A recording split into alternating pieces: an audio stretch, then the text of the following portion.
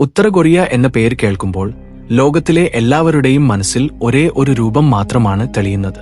ആ രൂപം Kim Jong Un, ഭ്രാന്തിന്റെ കൊടുമുടിയിൽ പ്രസിദ്ധനായ വ്യക്തി. ലോകത്തിലെ ഏറ്റവും ശക്തമായ രാജ്യങ്ങൾ പോലും അവനോട് ഏറ്റുമുട്ടുന്നതിന് മുമ്പ് 10 തവണ ആലോചിക്കും. ഇതിന് കാരണം അവന്റെ മിസൈലുകൾ മാത്രമല്ല, മറിച്ച് അവന്റെ സ്വഭാവമാണ്. അവനിലെ ഭ്രാന്ത് അവനെ ഏത് തലത്തിലേക്കും പോകുന്നതിൽ നിന്ന് തടയുന്നില്ല. പക്ഷേ അവനെക്കുറിച്ച് അറിയുന്നതിനു മുമ്പ് ഞങ്ങളുടെ ചാനൽ സബ്സ്ക്രൈബ് ചെയ്യാൻ മറക്കരുത്. മറുവശത്ത് അതേ രാജ്യത്ത് ജനങ്ങൾ വിശപ്പിനാൽ വലയുകയാണ്. അവർ എലി, പാമ്പ്, കീടങ്ങൾ തുടങ്ങിയവ കഴിക്കേണ്ട ദയനീയ അവസ്ഥയിലാണ്. ഒരു വശത്ത് രാജാവ് ആഡംബര ജീവിതത്തിൽ മുഴുകിയിരിക്കുമ്പോൾ മറുവശത്ത് അവന്റെ ജനങ്ങൾ ജീവൻ നിലനിർത്താൻ വിഷം കഴിക്കുകയാണ്. എന്നാൽ കിം ജോങ് ഉന്നിന് ഇതൊന്നും ഒരു വിഷയമല്ല. കാരണം അവന്റെ കാഴ്ചപ്പാടിൽ ജീവിതം എന്നത് ആനന്ദവും ആഡംബരവും മാത്രമാണ്. രാജാവ് സുഖത്തിൽ, രാജ്യം മഞ്ഞുറഞ്ഞ് എന്ന ചൊല്ല് അവന്റെ ജീവിതത്തിന് ഏറ്റവും യോജിച്ചതാണ്.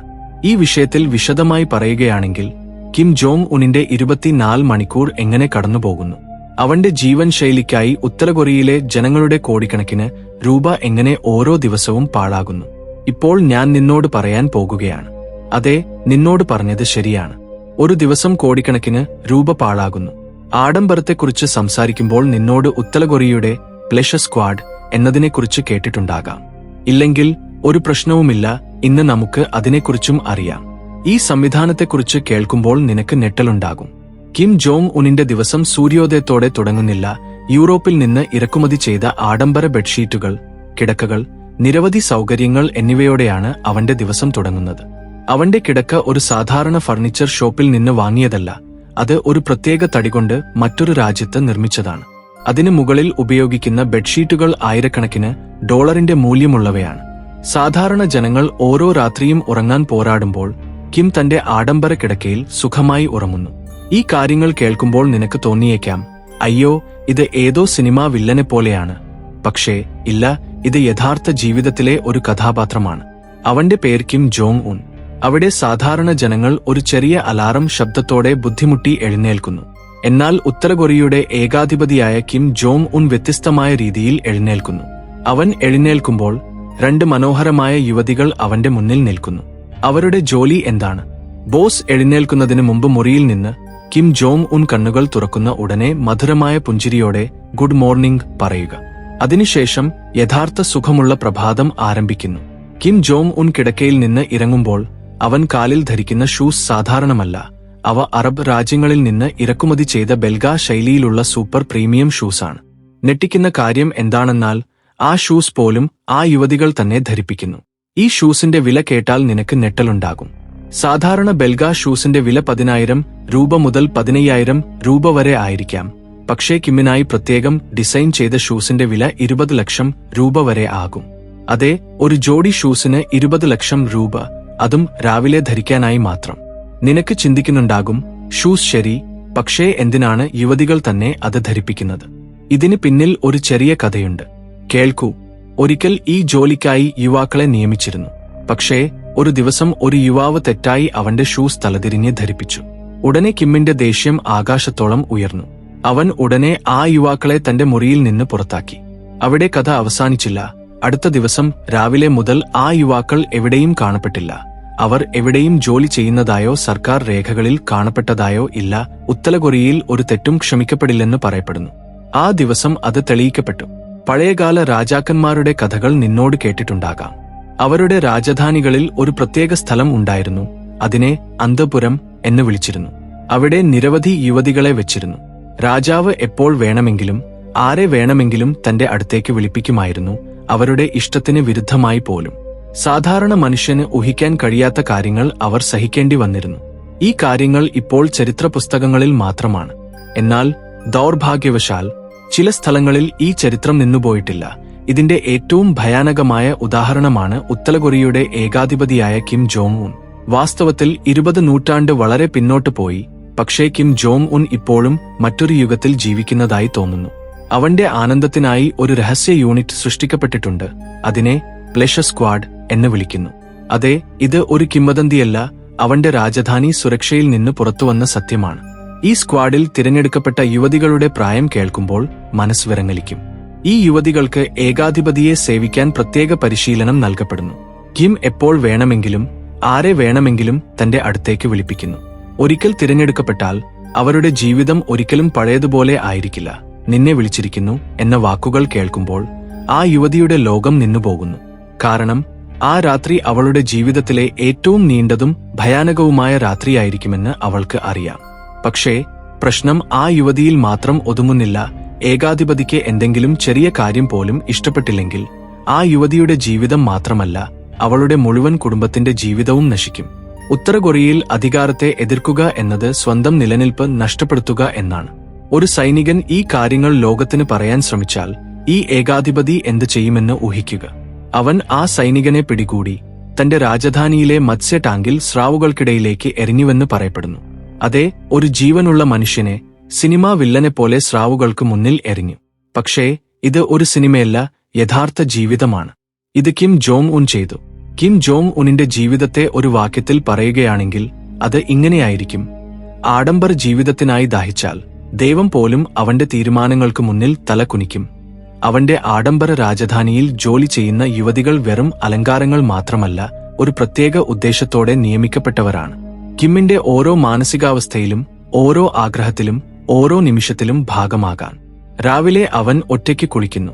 പക്ഷേ മാനസികാവസ്ഥ നല്ലതാണെങ്കിൽ അവനോടൊപ്പം കുളിക്കാനും യുവതികൾക്ക് ഡ്യൂട്ടി ഉണ്ട്.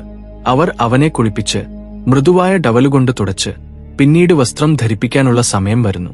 അതെ, അവൻ ധരിക്കുന്ന വസ്ത്രങ്ങളും സാധാരണമോ ലളിതമോ അല്ല. ഓരോ ദിവസവും പുതിയ പ്രത്യേക വസ്ത്രങ്ങൾ ഇവ പ്രൊഫഷണൽ ഡിസൈനർമാർ രൂപകൽപ്പന ചെയ്യുന്നു. അവ ധരിപ്പിക്കുന്ന ജോലിയും ആ യുവതികളുടേതാണ്. പിന്നീട് കിം പ്രഭാതഭക്ഷണത്തിനായി പോകുന്നു. ഈജിപ്തിൽ നിന്ന് ഇറക്കുമതി ചെയ്ത ഒരു അത്ഭുതകരമായ ഡൈനിങ് ടേബിൾ അവനെ കാത്തിരിക്കുന്നു. അതിൽ അവന്റെ രാജകീയ രുചിക്കനുസരിച്ച് തിളങ്ങുന്ന പ്ലാറ്റിനം പ്ലേറ്റുകൾ വെച്ചിരിക്കുന്നു. പ്രഭാതഭക്ഷണത്തിൽ അവൻ സാധാരണയായി വേവിച്ച മുട്ട, പ്രത്യേക ഗ്രിൽഡ് മത്സ്യം, പുതിയ ജ്യൂസ് എന്നിവ കഴിക്കുന്നു. ഉച്ചഭക്ഷണ സമയത്ത് അവനുവേണ്ടി പ്രത്യേക ഭക്ഷണം ഒരുക്കപ്പെടുന്നു. ലഘുഭക്ഷണം, ഡ്രൈ ഫ്രൂട്ട്സ്, ആരോഗ്യകരമായ ഭക്ഷണം, ഒരു പ്രത്യേക തരം ചോക്ലേറ്റ് എന്നിവ അവന്റെ മെനുവിൽ ഉണ്ട്. അവിടെ എല്ലാം അവന്റെ മാനസികാവസ്ഥക്കനുസരിച്ചാണ് തീരുമാനിക്കപ്പെടുന്നത്. ഭക്ഷണത്തിന് ശേഷം കുറഞ്ഞത് 2 മുതൽ 3 മണിക്കൂർ വരെ ഉറക്കം അവന്റെ ദിനചര്യയുടെ ഭാഗമാണ്. ആരെങ്കിലും അവൻ ഉറങ്ങുന്ന സമയത്ത് തെറ്റായി ശല്യപ്പെടുത്തിയാൽ അവർക്ക് വളരെ കഠിനമായ ശിക്ഷ ലഭിക്കും. വൈകുന്നേരം അവൻ എഴുന്നേറ്റതിനു ശേഷം വീണ്ടും ഷെഡ്യൂൾ ആരംഭിക്കുന്നു. ചില ഔദ്യോഗിക കൂടിക്കാഴ്ചകൾ, ഷെഡ്യൂളുകൾ, ചിലപ്പോൾ പ്രത്യേക പരിപാടികളിൽ പങ്കെടുക്കൽ. പക്ഷേ യഥാർത്ഥ കാര്യം എന്താണെന്നാൽ ഇവയെല്ലാം ആ ഷെഡ്യൂളിന്റെ ഭാഗം തന്നെയാണ്. കാരണം അവന്റെ വഴിയിൽ ഏതെങ്കിലും പരിപാടിയിൽ അല്ലെങ്കിൽ വീഡിയോ ഫൂട്ടേജിൽ ഒരു യുവതി അവൻ ഇഷ്ടപ്പെട്ടാൽ കഥ മാറിപ്പോകുന്നു. പിന്നെ ഒരേ ഒരു ലക്ഷ്യം, ആ യുവതിയെ രാജധാനിയിലേക്ക് കൊണ്ടുവരിക. ആദ്യം രാജാവ് അവിടെയുള്ള ഉദ്യോഗസ്ഥർക്ക് ഒരു സൂചന നൽകുന്നു.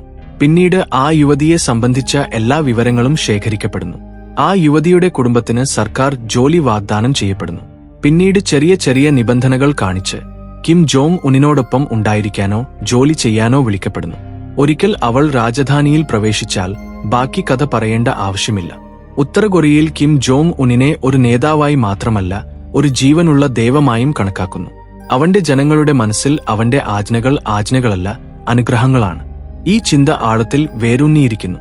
അവന്റെ സുഖം രാജ്യത്തിന്റെ ഏറ്റവും വലിയ ഉത്തരവാദിത്തമാണ്. ജനങ്ങൾ അങ്ങനെ വിശ്വസിക്കുന്നു. പക്ഷേ യുവതികളുടെ കാര്യത്തിൽ സ്ഥിതി വളരെ വ്യത്യസ്തമാണ്. അവർക്ക് കിം ജോങ് ഉനിന്റെ സുഖം ഒരു പറയാത്ത ആജ്ഞയാണ്. അതിനെ തിരസ്കരിക്കുന്നത് അസാധ്യവും അപകടകരവുമാണ്. അവിടെ സമൂഹത്തിൽ ഈ ധാരണ വ്യാപിച്ചിരിക്കുന്നു: രാജ്യനേതാവ് ആരെയെങ്കിലും തന്റെ അടുത്തേക്ക് വിളിച്ചാൽ അത് അഭിമാനിക്കേണ്ട കാര്യമാണ്, ചോദ്യം ചെയ്യേണ്ട കാരണമല്ല. പക്ഷേ സത്യം എന്താണ്? ഈ അഭിമാനത്തിന് പിന്നിൽ ഒരു ഇരുണ്ട യാഥാർത്ഥ്യമുണ്ട്. ഇത് സാധാരണ മനുഷ്യന് ഊഹിക്കാൻ കഴിയാത്ത ഒരു സമ്മർദ്ദമാണ്. ഒരു യുവതിക്ക് കിം ജോങ് ഉനിന്റെ അടുത്തേക്ക് വരണമെന്ന് ആജ്ഞ വന്നാൽ അവൾ തിരസ്കരിച്ചാൽ അത് ഒരുപക്ഷെ അവളുടെ അവസാന വാക്കായിരിക്കും. ഇല്ല എന്ന് പറയുന്നത് അവിടെ വെറും തിരസ്കരണമല്ല, നേരിട്ട് സ്വന്തം ജീവിതത്തെ നിഷേധിക്കലാണ്. അതുകൊണ്ടാണ് അവിടെ ഇല്ല എന്ന ഓപ്ഷൻ തന്നെ ഇല്ലാത്തത്. അവിടെ യുവതികൾക്ക് എല്ലാം അറിയാം, എന്നിട്ടും അവർ മൗനം പാലിക്കുന്നു.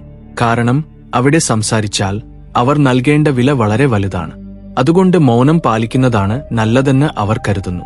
ഈ കഥ വെറും അധികാരത്തെക്കുറിച്ച് മാത്രമല്ല, മനുഷ്യത്വത്തിന് വിരുദ്ധമായ ചിന്തകളെക്കുറിച്ചും കൂടിയാണ്. ഒരു വശത്ത് രാജ്യം സാമ്പത്തിക പ്രതിസന്ധിയുടെ വക്കിലാണെങ്കിൽ മറുവശത്ത് കിം ജോങ് ഉനിന്റെ ജീവൻ ശൈലി ലോകത്തിലെ ഏറ്റവും ധനികനായ ഭരണാധികാരിയുടെ ആഡംബര ജീവിതത്തിന് തുല്യമാണ്. വാസ്തവത്തിൽ ഉത്തര കൊറിയയുടെ യഥാർത്ഥ സാമ്പത്തിക വിഭവം എന്താണ്?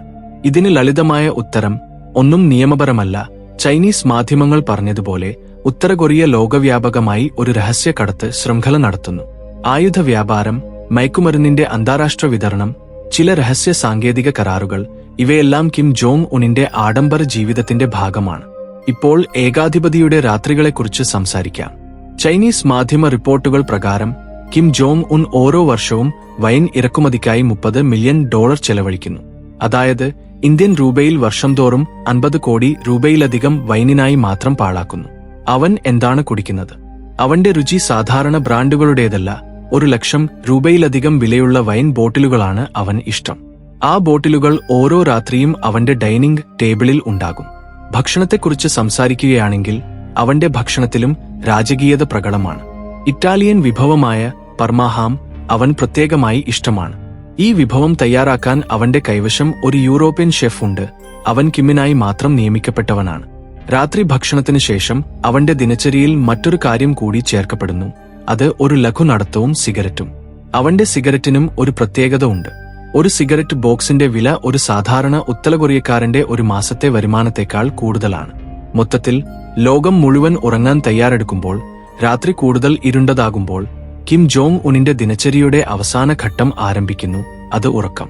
പക്ഷേ ആ ഉറക്കവും സാധാരണ മനുഷ്യന്റേത് പോലെയല്ല. നടത്തത്തിൽ നിന്ന് മടങ്ങിയെത്തിയ ശേഷം അവൻ തന്റെ മനോഹരമായി അലങ്കരിച്ച വ്യക്തിഗത മുറിയിലേക്ക് പോകുന്നു. അവിടെ ആ ദിവസം തിരഞ്ഞെടുക്കപ്പെട്ട യുവതികൾ അവനെ കാത്തിരിക്കുന്നു. കിം ജോങ് ഉന്നിന്റെ വിവാഹം കഴിഞ്ഞതാണ്. ഇത് ഇപ്പോൾ ഒരു രഹസ്യമല്ല. അവന്റെ ഭാര്യ റീ സോൾജു. അവർക്ക് 2 കുട്ടികളും ഉണ്ട്. എന്നിട്ടും അവൻ തന്റെ കുടുംബത്തോടൊപ്പം സമയം ചെലവഴിക്കുന്നതിനേക്കാൾ തന്റെ വ്യക്തിഗത ആനന്ദത്തിന് കൂടുതൽ പ്രാധാന്യം നൽകുന്നു. ഡോക്ടർമാർ അവനോട് വൈനും സിഗരറ്റും ഒഴിവാക്കാൻ ഉപദേശിച്ചിട്ടുണ്ട്. ഇത് ഉത്തര കൊറിയൻ മാധ്യമങ്ങളിൽ വാർത്തയായും വന്നു. പക്ഷേ ഒരു ഏകാധിപതി ഉള്ളപ്പോൾ ഡോക്ടറുടെ ഉപദേശം എങ്ങനെ പാലിക്കാൻ കഴിയും? ഈ ശീലം ഞാൻ ഉപേക്ഷിക്കില്ല എന്ന് പറഞ്ഞ് അവൻ തന്റെ ഇഷ്ടപ്രകാരം നടക്കുന്നു. ഇവിടെ നിനക്കായി ഒരു ചോദ്യമുണ്ട്. ഒരുപക്ഷെ നിനക്ക് കിം ജോങ് ഉന്നിന്റെ ജീവിതം ജീവിക്കാൻ അവസരം ലഭിച്ചാൽ നിന്റെ ഉത്തരം അതെ ആയിരിക്കുമോ അതോ ഒരിക്കലും എന്നോ? ദയവായി കമന്റുകളിൽ ഞങ്ങളോട് പറയൂ. പക്ഷേ ഉത്തരം നൽകുന്നതിനു മുമ്പ് ഒരു നിമിഷം ആ രാജ്യത്തെക്കുറിച്ച് ചിന്തിക്കൂ. അവിടെ ജനങ്ങൾ ഈ ഏകാധിപതിയുടെ കീഴിൽ ഞെരിഞ്ഞമർന്ന് കഴിയുന്നു. അവിടെ ജനങ്ങൾ ഭക്ഷണത്തിനായി വലയുന്നു, ഒരു നേരത്തെ ഭക്ഷണത്തിനായി ദാഹിക്കുന്നു. അവിടെ ആശുപത്രികളിൽ മരുന്നുകളില്ല, വീടുകളിൽ പ്രതീക്ഷകളില്ല. ഇപ്പോൾ ചിന്തിക്കൂ, ഇത് വെറും ഏകാധിപത്യം മാത്രമല്ല, മനുഷ്യത്വത്തിന് വിരുദ്ധമായ ഏറ്റവും വലിയ കുറ്റകൃത്യമല്ലേ? നിനക്ക് എന്താണ് തോന്നിയതെന്ന് കമന്റുകളിൽ പറയൂ. ഈ വീഡിയോ നിനക്ക് ഇഷ്ടപ്പെട്ടെങ്കിൽ ലൈക്ക് ചെയ്യൂ, ഷെയർ ചെയ്യൂ, സബ്സ്ക്രൈബ് ചെയ്യൂ.